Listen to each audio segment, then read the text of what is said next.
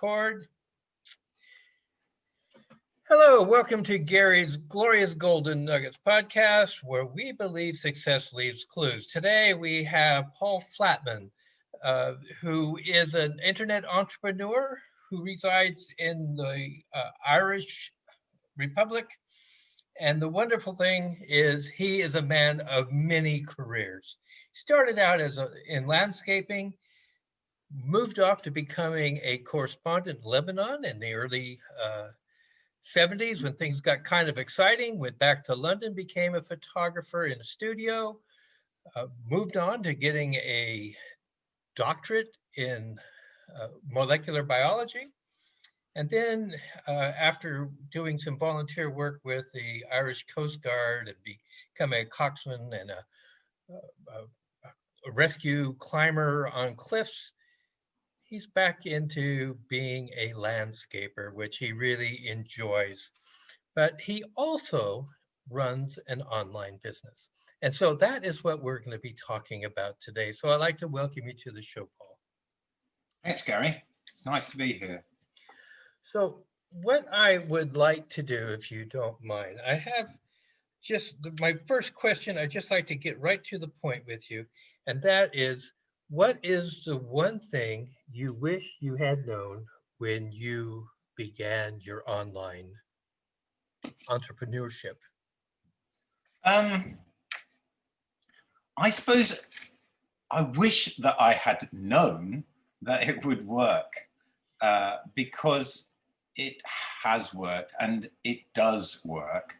And had I been sure of that at the beginning, I would have not wasted so much energy on negative thinking, skepticism, lack of self-belief, because I have since realized that this is the biggest hurdle that people have to face whenever they start any new journey, but it's particularly poignant with working online because the power of the internet is still something that is largely untapped and unknown. And we're all very much conditioned to work to a 9-to-5 industrial model. And those days are coming to an end ever rapidly. That situation, I think, has been catalyzed by the recent COVID crisis. And so things have been pushed along a little bit. And I suspect that very soon, working in this way will become much, much more common. And we'll be less skeptical about it. You know, I think that's very true, Paul. It's been my experience that most people, especially because of the COVID acceleration of our economies, have left a lot of people recognizing they can't afford to do traditional brick and mortar business. They can't just go and buy a bunch of stock and open up a store and pay employees and insurance, etc. And so a lot of people have wondered how or what they can do, and they're discovering that the digital economy is vibrant, it's alive, it's been going for a long time, and it's creating very successful incomes for many people across the board. So your awareness that it's a mindset game that has to be fixed in order to become successful online is well taken from me. So let me ask you this. What is your biggest failure and what have you learned from it? Well, that's an interesting question. And I suppose I wasn't sure, I'm not sure whether you mean in terms of this entrepreneurship or in life. I've decided to take it as meaning in life because I think that it's relevant. I mean, the biggest failure I ever made when I was at school, I hated school, hated it with a passion. And I just hated having to be there. It's a bit like an institution. Anyway, in the UK, when I was at school, we had these examinations called A-levels, which you would study for between the ages of 16 and 18. And these, how well you did would determine whether you were able to go to university or not. Anyway, I failed miserably to study, revise, and my results were appalling as a result. And you know, anyone who has not studied for exams and knows that feeling as they approach, and you know that you're not going to do very well, will identify with the feeling that I had then. And but that was a great lesson. Made me realize that if you want to achieve anything in life, you've got to prepare, you've got to plan, and if you don't do that, you're not going to succeed. And that feeling when you don't succeed, I don't want it again. And so that was a great lesson for me, and it kind of led to me changing my life in a way, and discovering something which has actually, I've used it for the rest of my life. So I think that biggest failure was probably a great thing for me. Well, you know, I think a lot of people will identify one of two ways. One person like you basically say, look, you know, this was an error in my life. I've learned a lot from it. A lot of people will sit back and say, I don't know how to answer that question because I haven't made it yet. You know, it's like I've made a lot of mistakes and I've learned from them. But the biggest failure, I haven't had a failure. I mean, it's just been one learning experience followed by another, by another, by another. But I take your point very, very well because I can resonate deeply with that. You know, I'm the kid that was dyslexic and put in the back of the room and couldn't read, couldn't write. Nobody ever expected him to go to university. That was just not in the cards. And, you know, I mean, just like you, nobody would have thought at the end of your A levels we would have, you know, Dr. Flatman, PhD. And the same thing with Gary Jenkins. I mean, I've run into teachers in my past who had me in their classroom, and when they find out that I ended up with a doctorate, they say, "How? How did you do that?" Most people think that about me as well. I mean, the funny thing is, here's another thing, Gary, that we probably both, you and I know, is that in this life, you have not got to be super intelligent to achieve more or less anything. All you've got to do is be clever enough. Clever enough is good enough. And so many people think that you've got to be the best at everything to excel. That's just rubbish. It's nonsense. You know, in anything, I've always just thrown myself into anything. I'm not brilliant at anything. I'm always just good enough, and that's fine for me. That's great. That's success, if you ask me. Yeah, that's fantastic. So let me ask you, what would you give as advice to someone who is wanting to pursue an online business like yours? Well, I tell you what I would. I mean, I'm just going from my own experience and knowing me. I came to this technically inept, totally inept. I could just about send emails. So it's a big learning curve, very steep learning curve. And I know that if I tried to do this on my own, I would give up after a couple of weeks. So the most important thing for me was having a decent education platform. And when I say decent, I mean, I don't mean some expensive course that lasts a few months and then you're cut adrift. You need to have recourse to people that you can ask. Even if they can't answer, it's just the fact that, you know, you can talk to other people. That is so important, or it was for me anyway. And I was lucky in that I got involved in a good education platform. The training was good, but what was really important was that it's made up of a community of people who all have the same mindset, all thinking along the same lines. And I could ask people when I got stuck.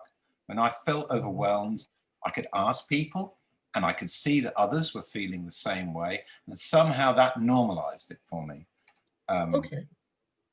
Yeah. Yeah. A community of people, of like-minded people, is truly a brain trust. And that is one of the points that Napoleon Hill was making in his Think and Grow Rich and all of his other books. So you found yourself a mind trust.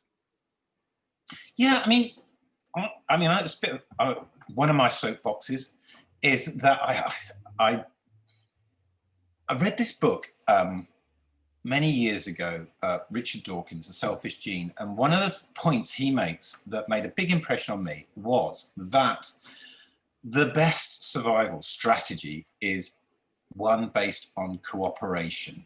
When they ran a number of different computer models with different survival strategies, such as aggression, non-forgiveness, non-cooperation, going it alone, always strategies based on cooperation were always the most successful.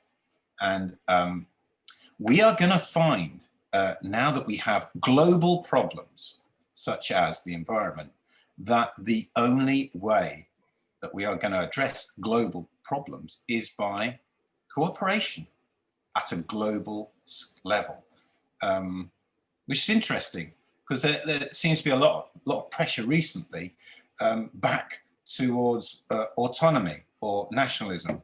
But I predict that we are going to be unsuccessful unless we can cooperate. Countries can cooperate together. Okay. That's my prediction. My hot tip for the, okay. the next years. I think I view it a little differently. I think you can have nationalism as long as you are cooperative with other countries, because it's the open free trade between nation states that creates a sense of wealth worldwide. It opens up opportunities. No, I get that. You need identity. You need an identity, Yeah, but right. you also need to be able to cooperate with others.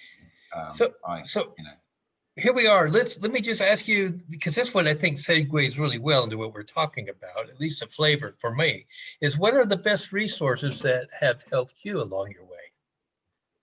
Well, that's it, really.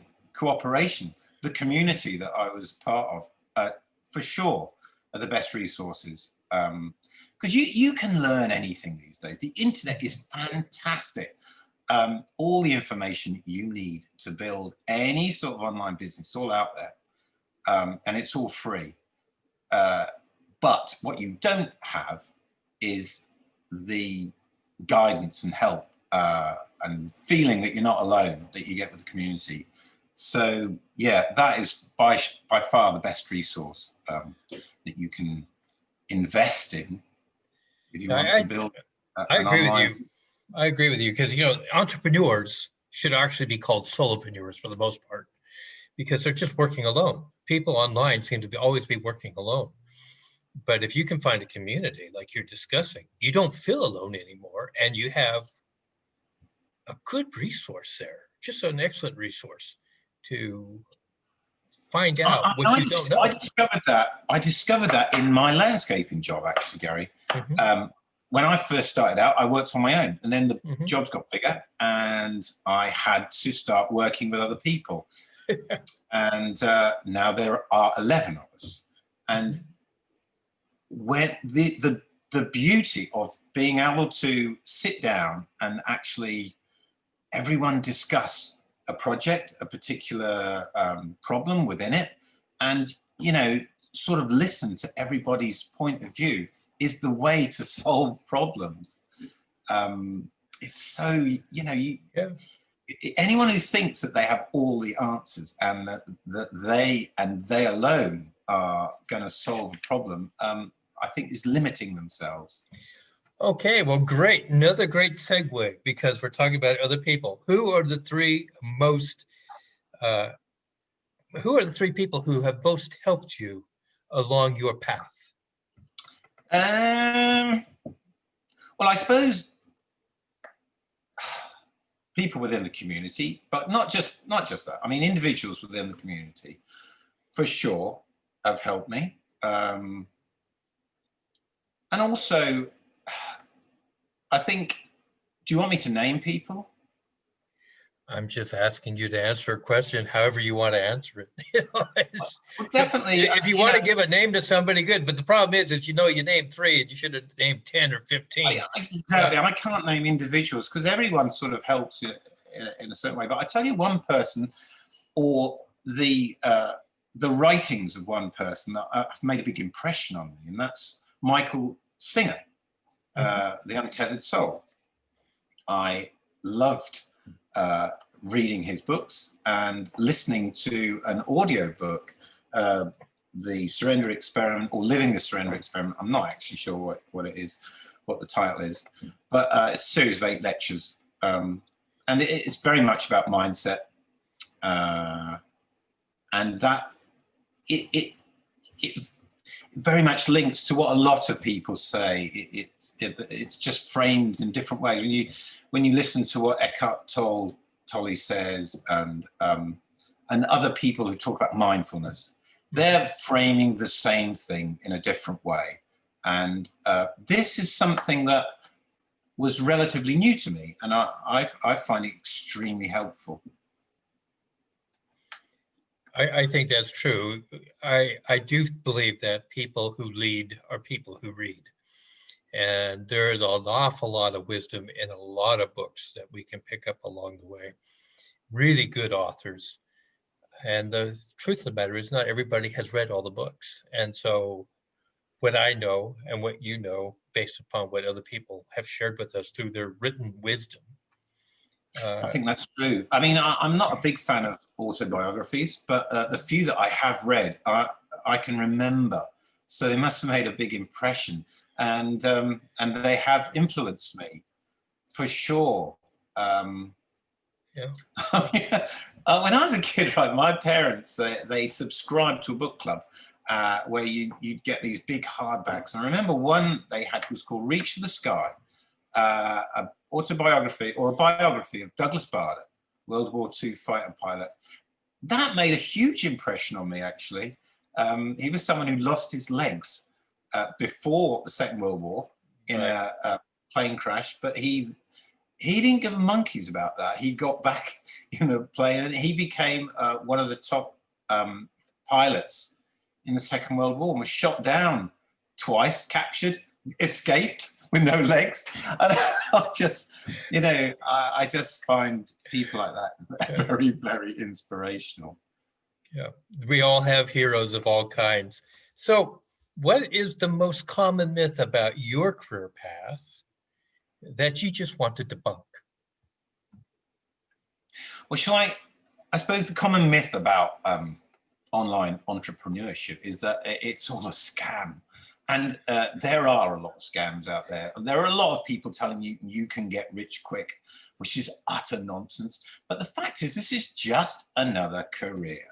If you address it professionally and get the right education, then you can you can live in a different way. There's tons of opportunities for working online. You can work where you want, when you want, and you're in control of your own life. I love that. I've strived for it all my life, and it's true. It's absolutely true. I love the fact that I can get up when I want, and I can do what I like, my own schedule. I absolutely love that. I really do. And more people are going to be working this way. I think why people think it's a scam is because we are all conditioned from an early age, from school. My kids are, in that you go to school, that's the first form of institutionalization you have. You work towards getting exams, which is in my opinion, one of the biggest forms of biggest ways that we inhibit kids' creative thinking is by funneling them into thinking they have to pass exams, which means getting questions right. There's very little creative thinking in getting questions right. And then going on, getting a degree, and that's all aimed at getting a job, to work 9 to 5 in order to build up a big enough pot of money to enable you to live comfortably in your old age. How mad is that? But we've lived that way for the last 250 years because somebody invented the steam engine. And for those machines to work, you needed human machines to work alongside them. And you needed structured time. And that's developed. And we've still got it, even though those steam machines are now in museums, but we're still living the same way. Factories have gone and the internet is here. Artificial intelligence is soon going to have more and more dominance in our society.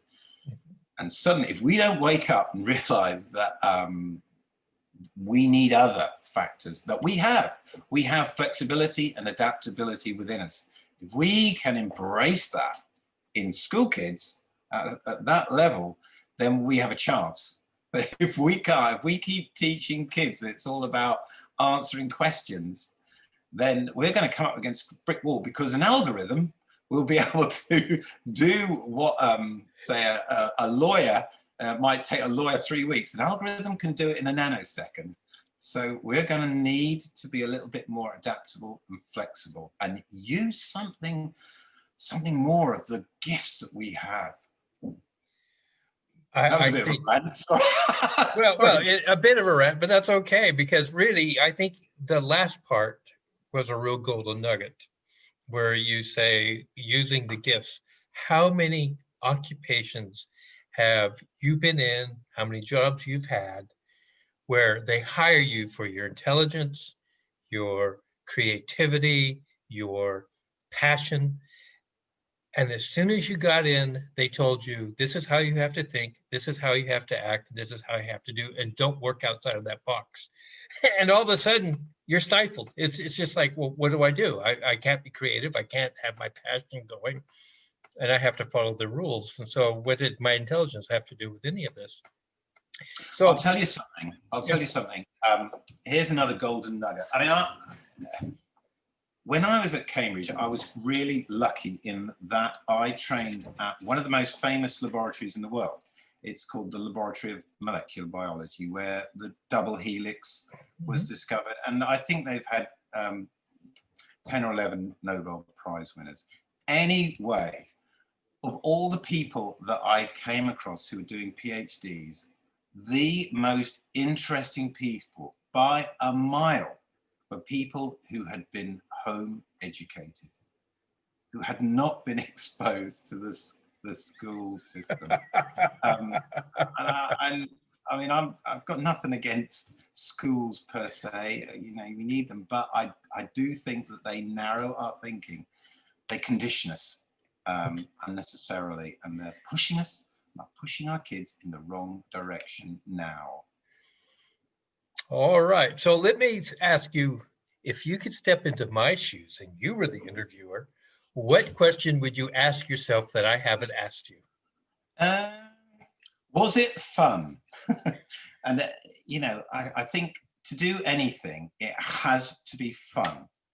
Everything that I have, all these different stupid careers that I've undertaken, I've only stuck them because I enjoyed them. I loved them.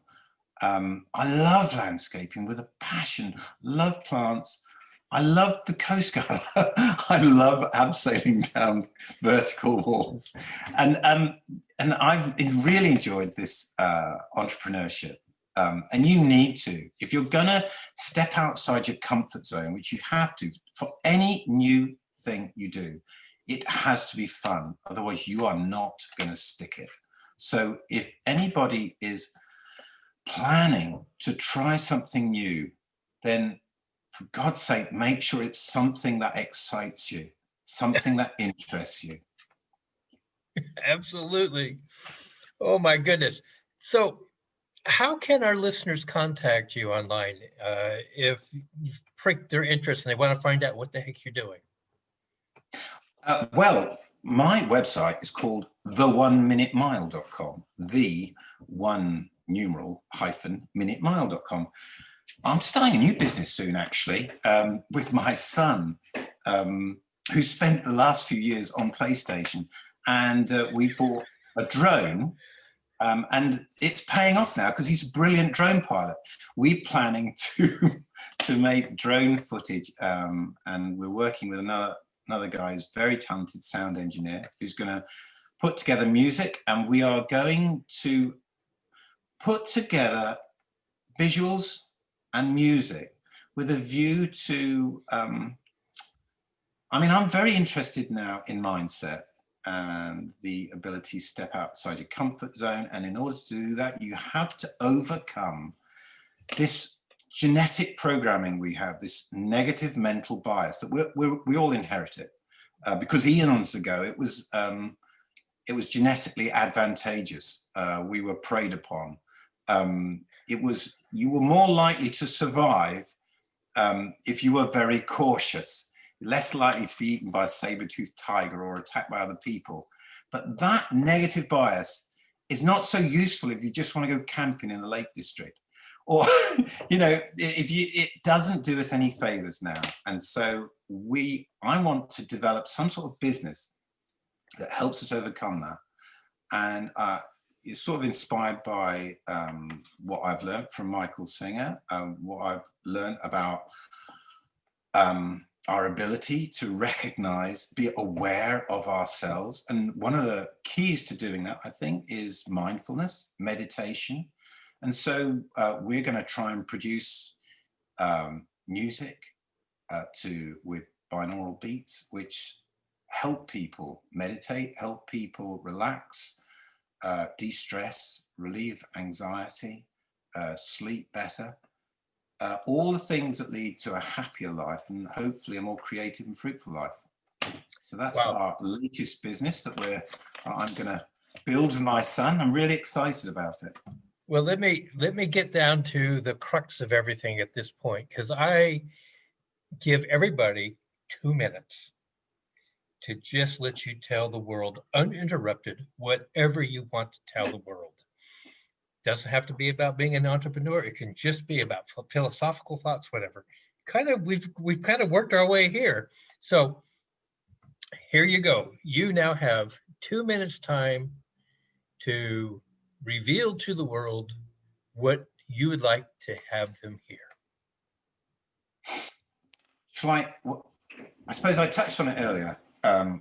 When I failed my A-level exams, I was in a bit of a hole. I didn't have any interest. So I was,